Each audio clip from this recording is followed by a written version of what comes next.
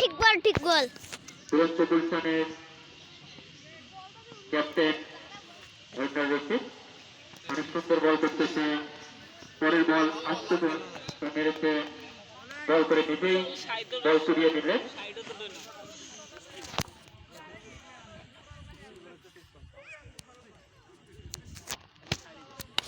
পরের বল সদর হাঁটিয়েছে, 5 করে 4 রান।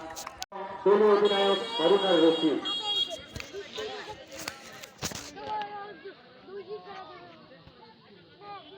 সূর্যমুখী নাইট রাইডার্সের